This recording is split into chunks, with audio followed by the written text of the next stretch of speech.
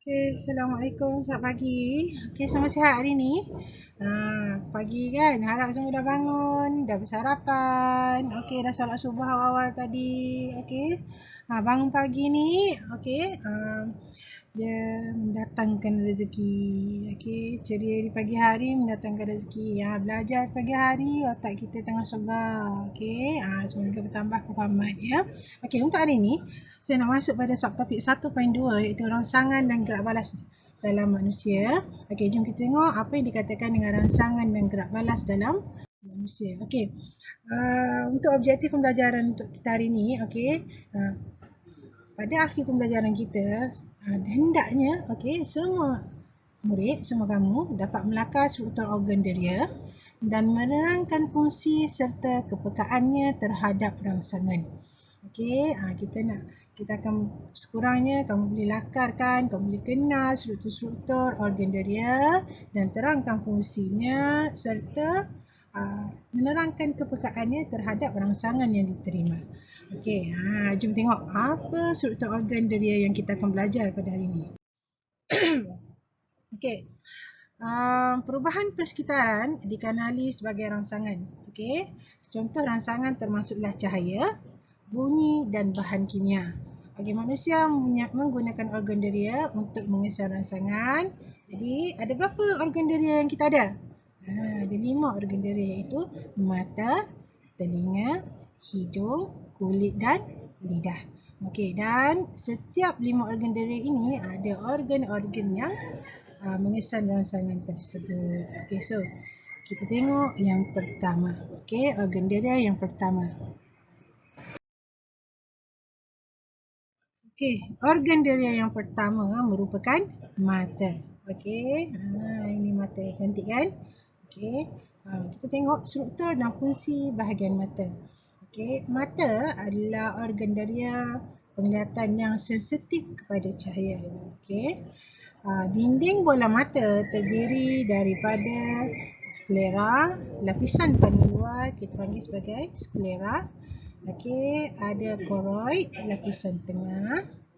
Kemudian ada retina, lapisan mata yang paling dalam.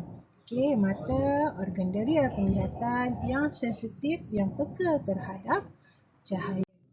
Okey, ini merupakan struktur mata. Okey, kita tengok daripada awal ya. Depan sekali iris. Okey, iris merupakan bahagian berwarna mata yang mengawal saiz pupil. Ini pupil. Okey, pupil bukaan di tengah iris yang mengawal kuantiti cahaya yang masuk ke dalam mata.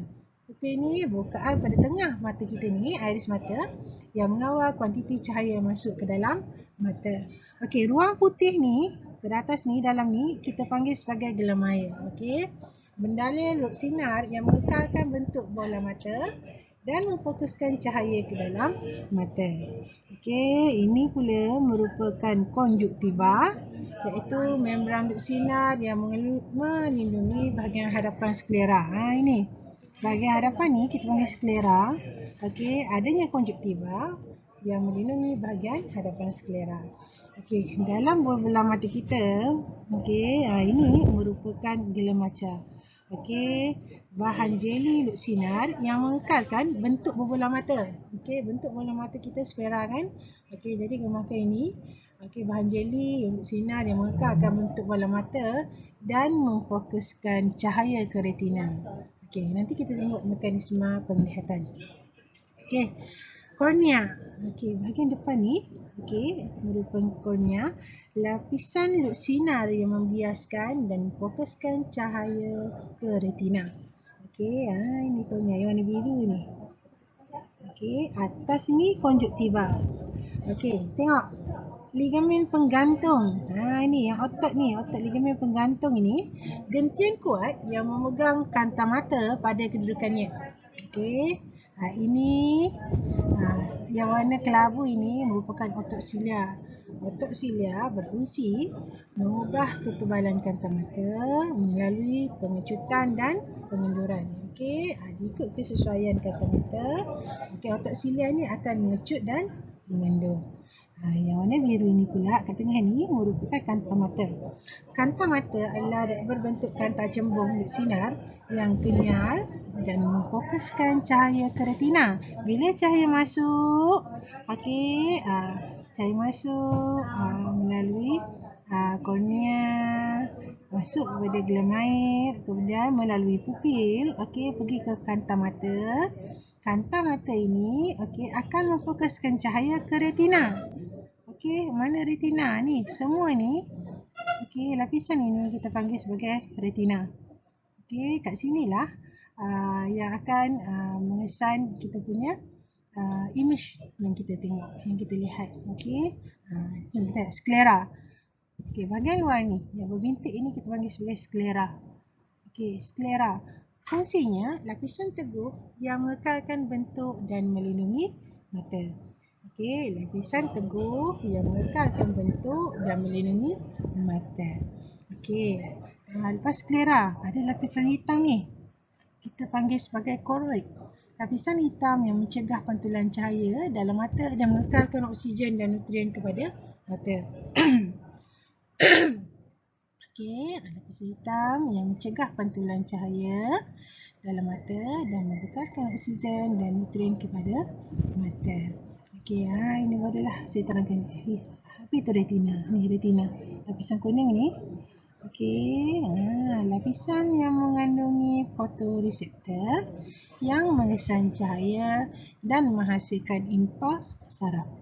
Okey, so setiap image, setiap objek yang kita lihat, okey, cahaya masuk ke dalam mata melalui kornea, masuk dalam gelam air, melalui pupil, masuk ke dalam, melalui kanta mata dan akan difokuskan ke retina supaya pada retina ni image kita akan terbentuk.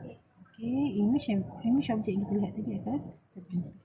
So, ini merupakan titik kuning. Okey, ini merupakan titik kuning. Titik kuning bahagian pada retina yang paling peka terhadap cahaya. Kenapa? Kerana terdapat banyak fotoreseptor. Okey, mata organ yang punya banyak fotoreseptor. Fotoreseptor ulang balik, okey, reseptor yang peka terhadap cahaya. Kemudian tengok, ini merupakan saraf optik. Saraf optik inilah yang akan membawa gentian saraf yang akan membawa impuls saraf dari retina ke otak untuk ditafsirkan. Berapa yang kita lihat, okey, image terbentuk di retina. Okey, pada retina akan menghasilkan impuls saraf. Impuls saraf ni akan melalui saraf optik ya, dihantar ke otak untuk kita melakukan gerak balas yang bersesuaian dengan rangsangan yang kita lihat, yang kita nampak. Okey, dan ini tengah ini pada bahagian saraf optik ni kita ada satu titik warna gelap ni kan. Ini yang kita panggil sebagai bintik buta. Okey, bintik buta ni adalah bahagian pada retina yang tidak peka terhadap cahaya kerana tiada fotoreseptor. Okey, dan merupakan tempat keluar bagi semua gentian saraf optik. Ini bintik buta. Pada bintik buta tak peka terhadap cahaya kerana tiada fotoreseptor. Okey, ini sedikit tentang bahagian mata dan fungsinya. Okey, jadi kamu kena kenal pasti dia punya strukturnya serta fungsinya. Okey, untuk hari ini boleh. Okey, macam mana mata kita nak tentukan warna objek yang dilihat? Okey, retina mempunyai dua jenis fotoreseptor, iaitu sel rod dan sel kon. Okey, sel rod peka pada keamatan cahaya yang berbeza, termasuklah cahaya yang sama tapi tidak peka kepada warna cahaya. Okey, sel rod peka terhadap cahaya, warna cahaya keamatan yang sama-sama tapi dia tidak peka kepada warna yang bercahaya. Okey, sel kon pula peka kepada warna cahaya dalam keadaan yang cerah. Okey, jadi sel rod, sel kon akan berfungsi supaya mata kita dapat terima, dapat melihat, dapat tafsirkan warna yang bercahaya, pelbagai jenis warna. Sama ada warna bercahaya ataupun warna yang tidak bercahaya. Terdapat 3 jenis sel kon, iaitu sel kon yang peka kepada cahaya merah, hijau dan biru. Boleh. yang peka terhadap cahaya ada 3. Okey, 3 jenis selekon itu. Dia peka terhadap cahaya warna merah, warna hijau dan warna biru. 3 warna ini merupakan warna asas warna primer. Okey, dah belajar dalam tingkatan 1. Okey. Inilah dia punya fotoreseptor, sel root dan sel con. Okey, sel root. Ingat sel root tadi dia peka terhadap cahaya yang keamatannya walaupun cahaya samar yang keamatan kurang pun dia peka. Okey, tapi tidak terhadap cahaya berwarna. Yang mengesan cahaya berwarna adalah sel con. Sel con dia peka terhadap 3 cahaya berwarna iaitu warna merah, biru dan hijau. Okey, ini dia punya fotoreseptor. Okey, boleh setakat ni. Apa-apa soalan tentang saya ya. Okey, organ yang kedua, okey, iaitu telinga. Jom kita kenali struktur dan fungsi bahagian telinga. Okey. Telinga adalah organ deria pendengaran yang sensitif terhadap rangsangan bunyi. Okey, organ pendengaran yang sensitif terhadap rangsangan bunyi. Okey. Telinga terbahagi kepada telinga luar dan tiga bahagian, telinga luar, telinga tengah dan telinga dalam. Jom kita tengok. Ini struktur telinga. Okey, telinga luar. Okey, telinga luar terdiri daripada cuping telinga serta salur telinga. Okey, telinga tengah terdiri daripada osikel dan gegendang telinga.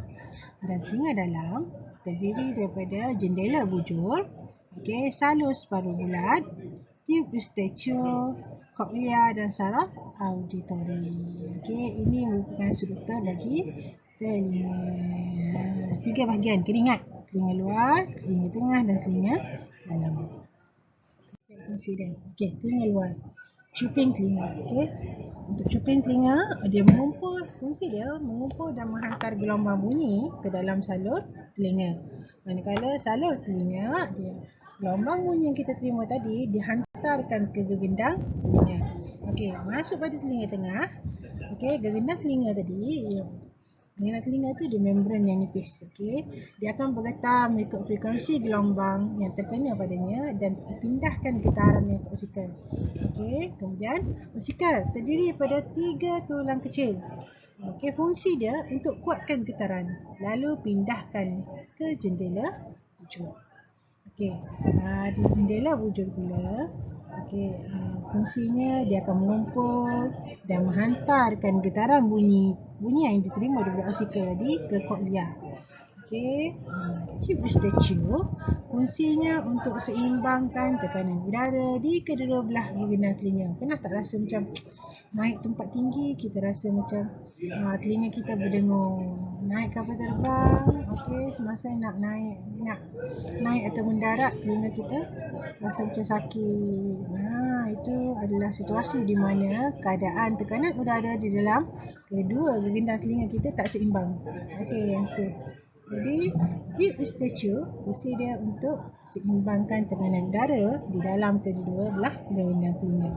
Okey, tadi cochlea. Masuklah telinga tengah. Cochlea dia mengandungi bendalir. Okey, fungsi cochlea dia akan mengesan dan tukarkan getaran bunyi yang kita terima tadi, okey, kepada impas saraf. Getaran bunyi tadi akan ditukarkan kepada impas saraf. Okey, masuk pada salus paruh bulat. Salus paruh bulat pun mengandungi bendalir. Okey, salus paruh bulat akan mengesan kedudukan kepala dan membantu mengawal keseimbangan badan. Okey, ini salus paruh bulat.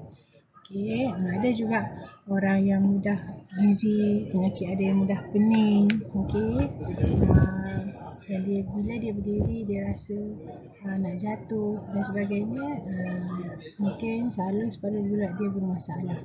Okey, sebab apa? Fungsi salus paruh bulat ni dia akan tekarkan kedudukan kepala dan bantu kawal keseimbangan badan. Okey, daripada cochlea tadi, impas saraf tadi dihantar pada saraf auditori, dia akan menghantar impas saraf dari cochlea ke otak untuk ditafsirkan. So, bunyi yang kita dengar di dalam bentuk gelombang bunyi, kemudiannya ditukarkan kepada getaran Getaran tadi akan ditukarkan, okey, kepada impas saraf, dan impas saraf dihantar ke otak untuk ditafsirkan. Okey, baru kita akan melakukan gerak balas badan yang sesuai dengan rangsangan yang kita terima. Okey, jadi sekat ini struktur telinga ya. So, tengok rajah 1/8. Okey, ini menunjukkan mekanisme pendengaran. Okey. So bagaimana kita mendengar? Okey, kamu tengok 1, 2, 3, 4, 5 dan 6. Okey, saya skip ni sebab saya akan ajar untuk next class. Okey, tapi kamu boleh baca terlebih dahulu mekanisme pendengaran. Okey, jom kita tengok pada organ seterusnya.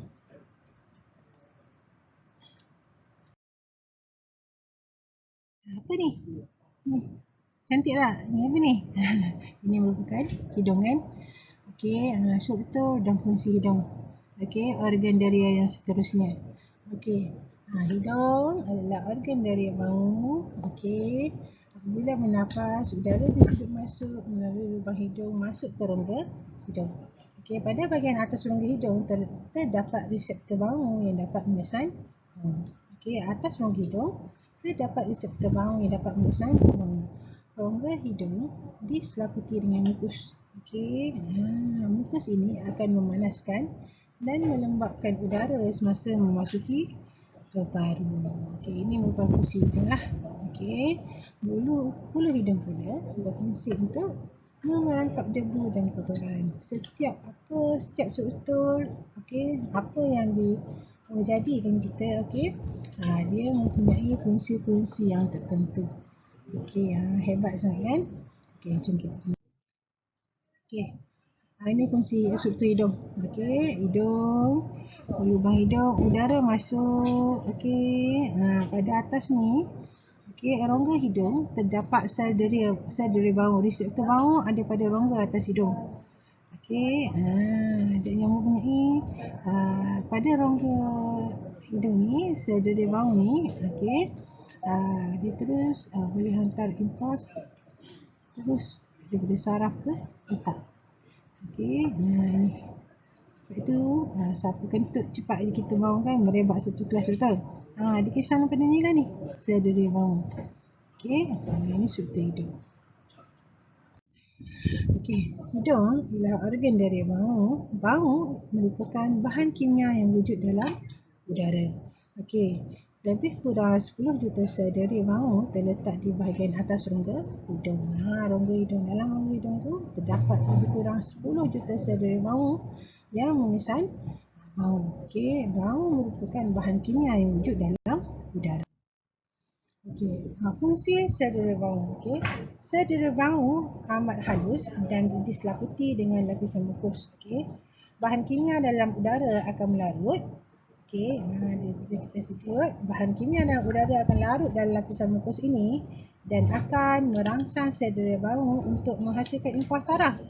Kemudian impas kemudiannya dihantar ke otak untuk ditafsirkan untuk tentukan jenis bau ni. Bau wangi ke, bau busuk ke, bau masam ke, okey, bau kopi ke, bau coklat, okey, semuanya. Okey, bau tadi masuk ke dalam lapisan mukus. Okey, lapisan mukus tadi dia lembap kan? Okey, kemudian dia akan menghasilkan rangsangan sel deria bau untuk hasilkan impas dan impas dihantar ke otak. Okay, barulah otak tafsir, oh ini bau ni.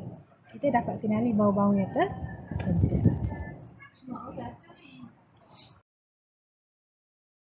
Okey, kemudian lidah.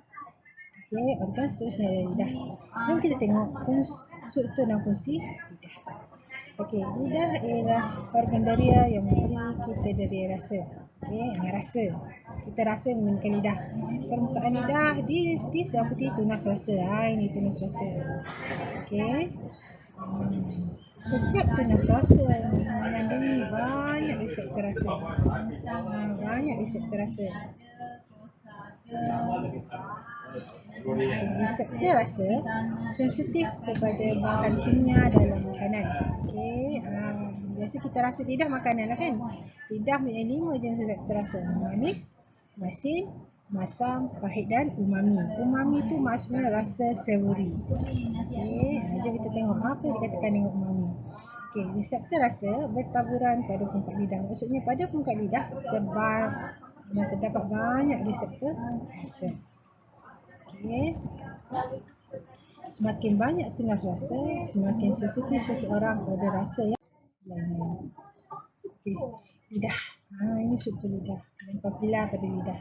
Okey, kalau kita perasan lidah kita ada bonjol-bonjol halus kecil kan? Itu kita panggil sebagai papila. Okey, pada papila terdapat tunas rasa.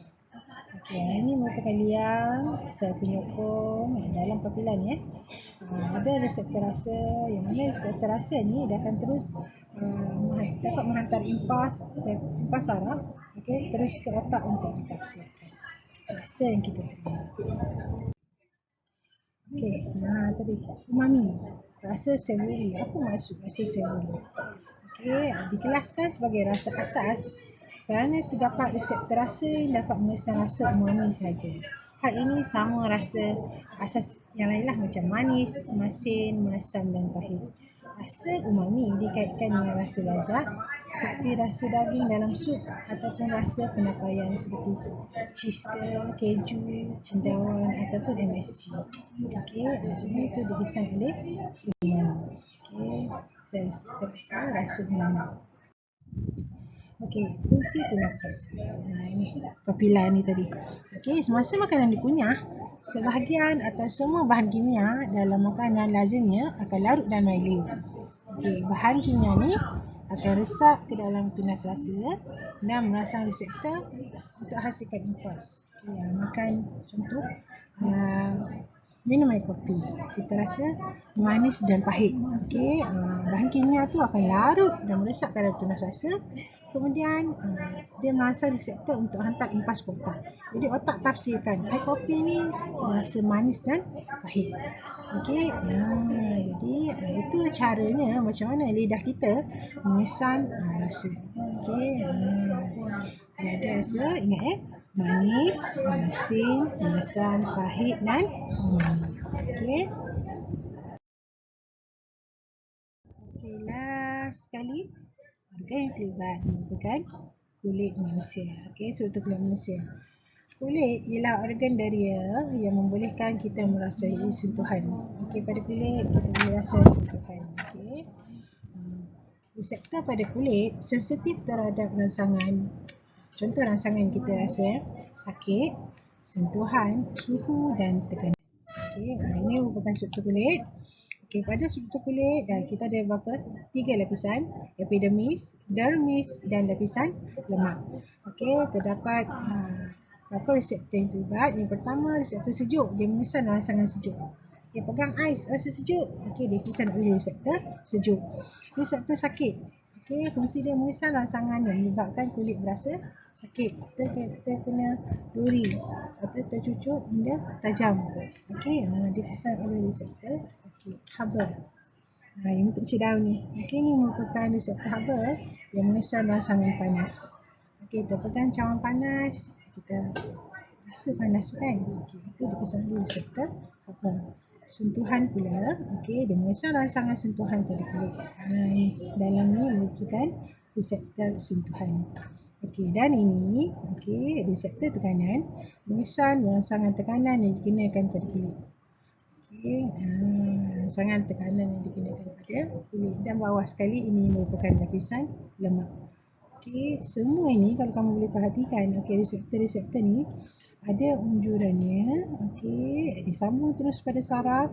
Okey, laluan mana impas saraf dihantar, okey, bergerak terus ke otak. Okey, kulit organ daria yang paling besar pada manusia. Okey, saya dah terangkan tadi. Okey, 5 reseptor. Okey, yang mengesan rangsangan berbeza pada kedudukan yang berbeza. Apabila reseptor pada kulit dirangsangkan, impas saraf dihasilkan lalu dihantar melalui sistem saraf ke otak untuk ditafsirkan dan menghasilkan gerak balas yang bersesuaian.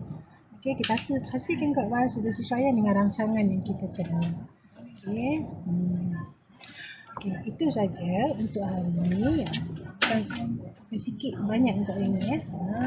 Kita dah belajar tentang yang pertama organ Dari yang pertama itu mata, okey, melibatkan dari penglihatan. Kemudian yang kedua merupakan telinga, organ pendengaran. Okey, melibatkan rangsangan bunyi. Okey, kita tengok rangsangan bunyi. Kemudian hidung. Okey, hidung adalah organ deria bau. Okey, ada mengesan bahan kimia. Bau tu merupakan bahan kimia. Kemudian lidah pun sama. Okey, organ deria rasa yang mengesan rangsangan rasa, rasa manis, masin, masam, pahit dan umami. Okey, dan last sekali merupakan kulit. Kulit ni okey, mengesan 5 jenis reseptor. Reseptor sakit, sejuk, haba, sentuhan dan tekanan. Okey, jadi seharap hari ini semua belajar. Okey, boleh kenali organ-organ yang terlibat dan rangsangan organ-organ diri yang terlibat serta rangsangan yang terlibat. Dan okey, kita cuba untuk ingat okey, mana struktur dan apa fungsi bagi setiap organ diri yang terlibat. Okey, boleh. Itu untuk hari ini. Jadi untuk modul nilam kita, okey, buku kerja kita, saya nak kamu cuba selesaikan. Okey, buku surat 3. Okey, rangsangan dan gerak sebarang badan manusia. Surat 3, 4, 5, banyak kan? 6, 7. Itu saja. Okey, sampai G lah. Okey, daripada A sampai 2A sampai G. Mudah je. Okey, boleh rujuk buku teks dan nota yang saya berikan. Jika ada apa-apa soalan, boleh rujuk saya, boleh PM saya ataupun jom kita meriah, sama-sama meriahkan dalam grup. Tanya saya. Okey, boleh bertukar pendapat. Okey, boleh. Selamat belajar. Okey, semoga sentiasa cemerlang dalam murid cikgu. Okey, untuk hari ini, ciri orang yang beradab ialah dia sangat rajin dan suka belajar. Dan dia tidak malu belajar daripada orang yang berkedudukan lebih rendah daripadanya. Okey, ciri orang yang beradab ialah dia sangat rajin dan suka belajar. Dan dia tak malu belajar daripada orang yang berkedudukan lebih rendah daripadanya. Okey, hidup kita saling menghormati, saling menyayangi. Supaya semuanya aman, damai dan diberkati. Okey, itu saja untuk hari ini. Okey, Assalamualaikum, salam sejahtera.